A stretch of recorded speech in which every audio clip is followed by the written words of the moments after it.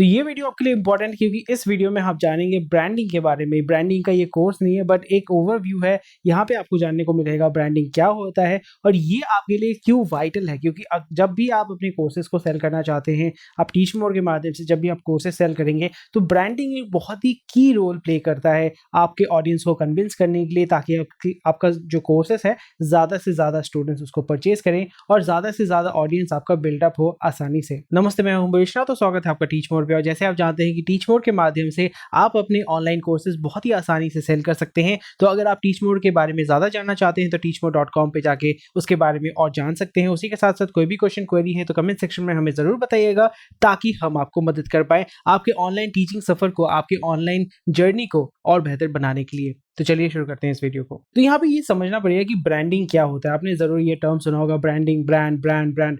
तो जैसे बहुत सारे ब्रांड्स होते हैं, जैसे आपका ट्विटर एक ब्रांड है, यूट्यूब एक ब्रांड है, फेसबुक एक ब्रांड है। ब्रांड का मतलब क्या होता है? जब भी मैं आपको ब्रांड के बारे में बताता हूँ, यानी यूट्यूब के बारे में जब भी आपको मैं बताता हूँ, आपके दिमाग में क्या आता है कि यूट्यूब में आप गाने सुनते हैं, वीडियोस देखते हैं और टीच मोर के चैनल को आप सब्सक्राइब करते हैं। उसके वहाँ से आप बहुत ही आसानी से सीख पाते हैं कैसे आप अपने कोर्सेज को सेल कर सकते हैं। तो यूट्यूब एक ऑनलाइन वीडियो प्लेटफॉर्म हो जाता है। उसी तरीके से फेसबुक के बारे में मैं आपको अगर बताता हूँ, फेसबुक जब भी मैं आपको बोलता हूँ तो आपके दिमाग में क्या आता है कि फेसबुक एक सोशल नेटवर्किंग साइट है जहाँ पे आप अपने फैमिली मेम्बर्स के साथ, दोस्तों के साथ कनेक्ट कर सकते हैं, फोटो वीडियो शेयर कर सकते हैं, दूसरे के फोटो वीडियो को लाइक शेयर कर सकते हैं। तो ये आपका जो हो जाता है, ये होता है ब्रांडिंग। इस तरीके से आपको ब्रांड तैयार करना पड़ेगा खुद का, यानी जब भी आप कोर्सेज तैयार कर रहे हैं, क्योंकि आपके जैसे तो बहुत सारे टीचर्स हैं, डेफिनेटली है। तो यहाँ पे इस जगह पे आपको अलग क्या बनाता है? आपका ब्रांड आपको अलग बनाता है।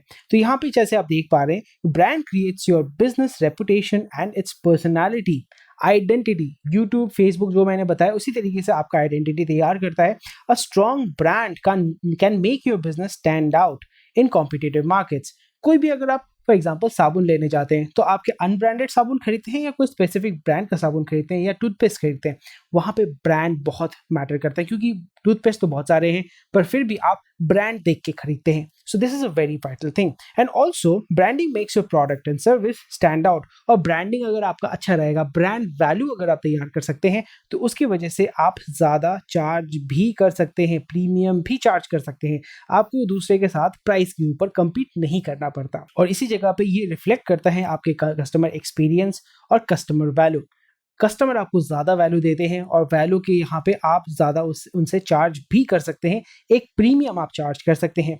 Your brand affects your designing, marketing, advertising and PR. क्योंकि ब्रांडिंग के ऊपर ही आपका जो है ये सारे फैक्टर्स, यानी मार्केटिंग और सेल्स का पूरा जो प्रोसेस है, पीआर का जो प्रोसेस है, वो उसके ऊपर डिपेंड करता है कि आप किसको टारगेट करना चाहते हैं। आपका ब्रांड कहाँ पे आता है? प्रीमियम ब्रांड है या सबके लिए है? मिडिल क्लास ब्रांड है, अपर मिडिल क्लास ब्रांड है? क्योंकि ब्रांडिंग बहुत इंपॉर्टेंट हो जाता है। तो ब्रांडिंग क्या होता है, डेफिनेटली आपको समझ में आ गया होगा, बेसिक्स आपको समझ में आ गया होगा। तो चलिए आगे बढ़ते हैं इस वीडियो में। तो यहाँ पे जैसे आप समझ पा रहे हैं कि successful branding is not about marketing. मैंने 10 ऐड चला दिया, ब्रांडिंग ऐसे नहीं होता है। Marketing is a different process, sales is a different process, branding is a different process, but वो एक दूसरे के साथ रिलेटेड होते हैं। अगर आपको इसके बारे में जानना है, सेल्स, ब्रांडिंग, मार्केटिंग, इसके बारे में डिटेल्स में जानना है, तो ज़रूर मुझे कमेंट सेक्शन में बताइएगा ताकि हम उसके ऊपर डिटेल में आपके लिए वीडियो बना सके। और यहाँ पे आपको समझना पड़ेगा कि successful branding is about promoting your strengths और ब्रांड वैल्यूज। आप जो प्रोडक्ट सेल कर रहे हैं, आप जिस कस्टमर को केटर कर रहे हैं, वो वैल्यू, वो स्ट्रेंथ, वो फोकस पॉइंट, वो सेलिंग पॉइंट, वो यूएसपी आपको प्रमोट करना पड़ेगा। आपको कस्टमर के सामने लेके आना पड़ेगा, दिखाना पड़ेगा, उसको हाईलाइट करना पड़ेगा। ये चीज़ आपको समझना है। तो इस जगह पे जब आप कोर्सेज सेल कर रहे हैं, क्योंकि आप यूट्यूब तो नहीं तैयार कर रहे हैं, फेसबुक नहीं तैयार कर रहे हैं, अगर आप सोचिए आप कोर्सेज सेल कर रहे हैं तो वो कैसे इसके ऊपर एप्लीकेबल होता है, चलिए समझ लेते हैं। Particular skills your business has. For example, आप कोर्सेज सेल करते हैं, आप सेल्स के ऊपर पढ़ा रहे हैं, सेल्स या मार्केटिंग के ऊपर पढ़ा रहे हैं। तो मार्केटिंग अगर आप किसी स्टूडेंट को सिखा रहे हैं तो उसका मतलब वैल्यू क्या है, उसका फायदा क्या है, वो किसके लिए है? फॉर एग्जांपल, आप ऐसे स्टूडेंट के लिए बना रहे हैं जो मार्केटिंग, जिसको नहीं आता है, जो बेसिक्स सीखना चाहता है और बेसिक्स सीख के वो डिजिटल मार्केटिंग करना चाहता है। और उसका एस्पिरेशन है how he can become a digital marketer, और उसका जो एस्पिरेशन है वो आपको समझ में आ गया। तो इस जगह पे आपका जो ब्रांडिंग है वो इस तरीके से होगा कि सोचिए कि एक स्टूडेंट है जो आपका गाँव से आया है, वो एस्पायर कर रहा है, वो बोर्ड पे किसी बिल बोर्ड पे देख रहा है कि मैं भी डिजिटल मार्केटर बनना चाहता हूँ, मैं भी बड़े-बड़े कंपनीज़ के साथ काम करना चाहता हूँ, और आपके माध्यम से वो उस मुकाम तक पहुँच पा रहा है। तो यहाँ पे आपका जो ब्रांडिंग स्ट्रैटेजी हो, यानी जो स्ट्रेंथ होगा, जो आप उसको कन्वे कर रहे हैं, जो यूएसपी होगा, वो इस माध्यम से आप उसको प्रेज़ेंट करेंगे अपने ऑडियंस को, यानी अपना जो स्ट्रेंथ है या ब्रांड वैल्यू है उसको आप प्रेज़ेंट करेंगे इसके माध्यम से। और आपका कस्टमर, यहाँ पे डेफ़िनेटली आपका कस्टमर सर्विस भी अच्छा होना पड़ेगा। आपने ब्रांडिंग बहुत अच्छा किया, आपने मार्केटिंग बहुत अच्छा किया, पर कस्टमर के साथ बात नहीं करते हैं, रिस्पॉन्स नहीं देते हैं, तो फिर it doesn't really make sense. And also make sure that you are providing them with best value for money.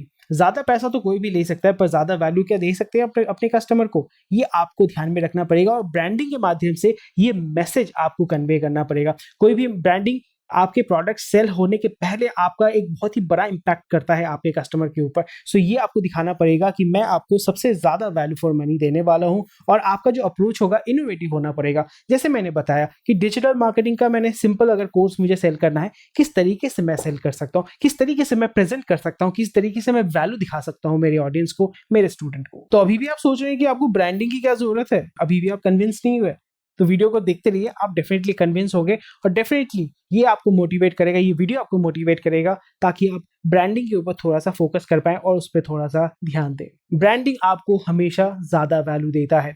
कोई भी मार्केट में जाइए, अगर आप टूथपेस्ट खरीदते हैं कोई भी टिपिकल कंपनी का, आप नहीं खरीदेंगे, आप ब्रांडेड खरीदेंगे। उसके लिए आपको 10 रुपये ज़्यादा देना पड़े, 10% ज़्यादा देना पड़े, फिर भी आप माइंड नहीं करते, और यहाँ पे वही चीज़ आप चार्ज कर सकते हैं। ब्रांड अगर आपने तैयार कर लिया, it takes a lot of time, but यहाँ पे वो आपको डिविडेंड देता है लॉन्ग टर्म में।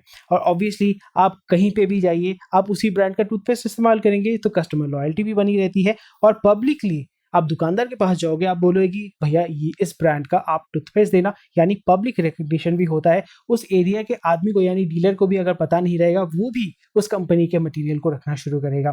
तो ये सबसे बड़ा फायदा हो जाता है ब्रांडिंग का। और अभी भी कंफ्यूज है तो देखते रहिए वीडियो को। तो अभी चलिए बात कर लेते हैं कुछ की इंग्रेडिएंट्स, मतलब इसके अंदर क्या क्या आता है, क्या क्या चीजें इसमें इन्वॉल्व होती हैं। यहाँ पे जैसे मैंने बताया कि big big idea, the big picture, जो मार्केटिंग का कोर्स मैंने आपको बताया कि कोई डिजिटल मार्केटर बनना चाहता है तो बिग पिक्चर आपको दिखाना पड़ेगा, उसको थोड़ा सा सपना दिखाना पड़ेगा, एस्पिरेशंस, आपको एस्पिरेशनल वैल्यू आपको प्रेजेंट करना पड़ेगा अपने यूजर या अपने कस्टमर के सामने। उसी के साथ साथ आपको ये खुद को एनालाइज करना पड़ेगा कि आप उसको क्या ऑफर कर रहे हैं, किस तरीके का प्रोडक्ट या सर्विस उसको ऑफर कर रहे हैं, और वो आप जो प्रोडक्ट ऑफर कर रहे हैं वो दूसरों से कैसे अलग है, क्या डिफाइन करता है। अगर आप कहते हैं कि मेरा डिजाइन अच्छा है, it's fine, but how you are giving more value to your customer, that is very important.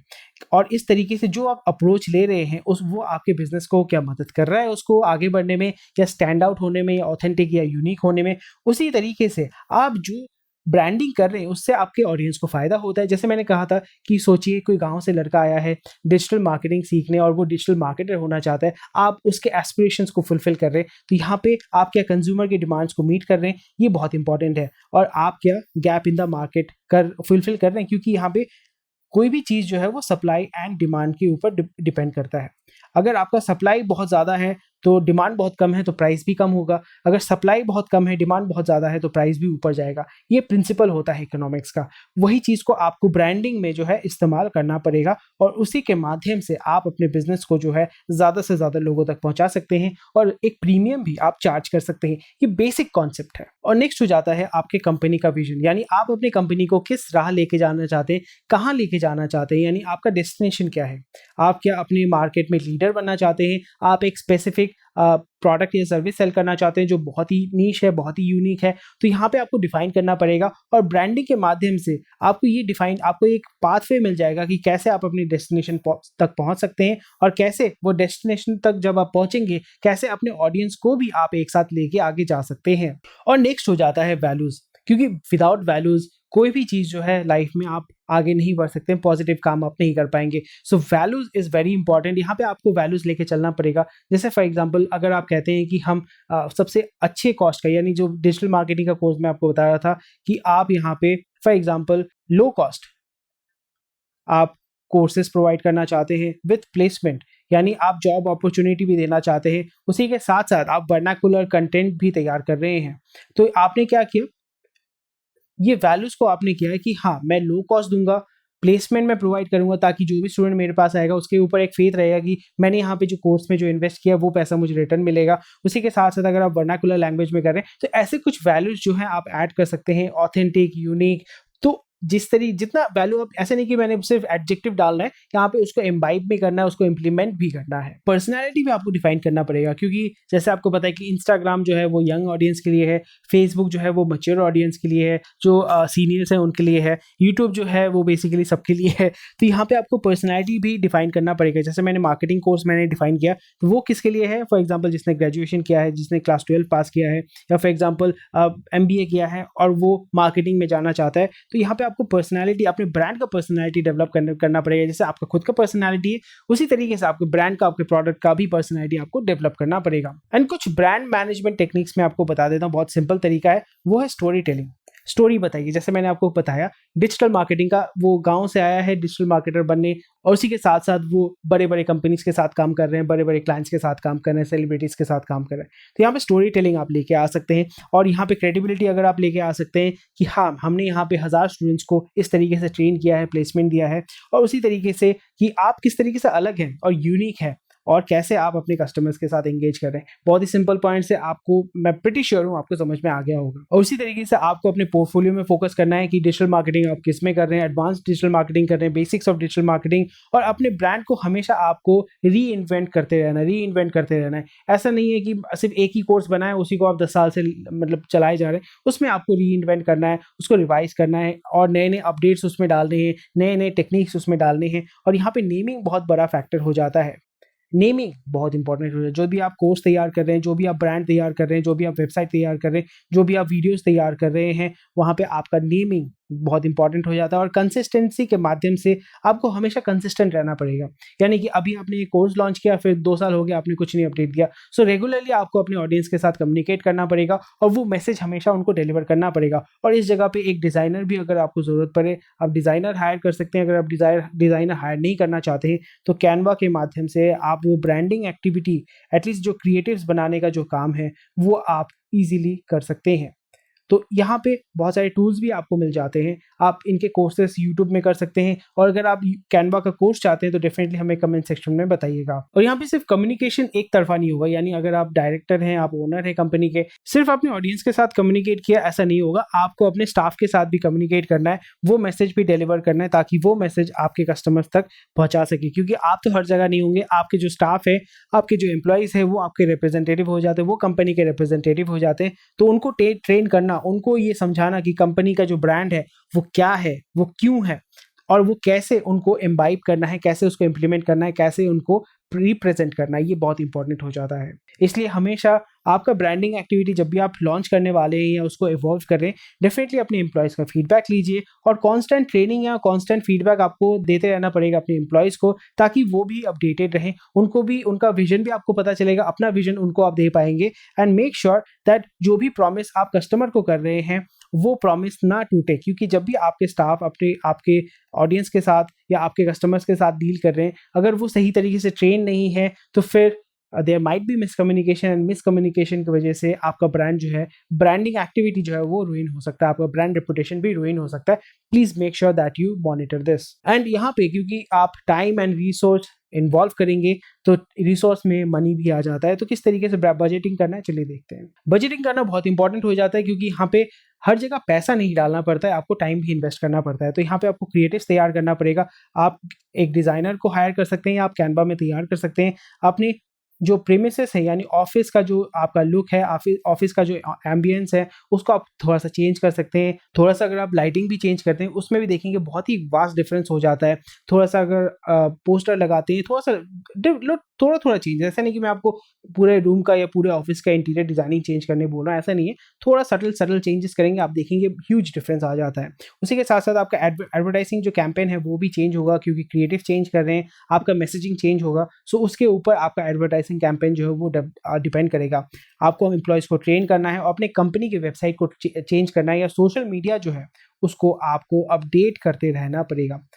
Social media को आपको रेगुलर बेसिस में अपडेट करते रहना पड़ेगा और अपने ब्रांड को हमेशा पुश करते रहना पड़ेगा अपने ऑडियंस तक। तो ये था आज का वीडियो। इस वीडियो में आई होप आपको समझ में आ गया ब्रांडिंग क्यों इंपॉर्टेंट है, किस तरीके से। थोड़ा सा लंबा वीडियो है पर definitely it is worth it, I am pretty much sure. तो अगर आप मुझसे सहमत हैं तो डेफिनेटली कमेंट सेक्शन में मुझे बताइएगा, लाइक जरूर कीजिएगा। और आपको ये वीडियो कैसा लगा, कोई भी क्वेश्चन क्वेरी है जरूर हमें कमेंट सेक्शन में बताइएगा। Thank you for watching this video. उसी के साथ साथ टीच मोर पे आज ही आप रजिस्टर करें ताकि आप अपने कोर्सेज को टीच मोर के माध्यम से हजारों लाखों स्टूडेंट तक पहुंचा सके, सेल कर सकें और रेवेन्यू अर्न कर सकें। Thank you for watching this video.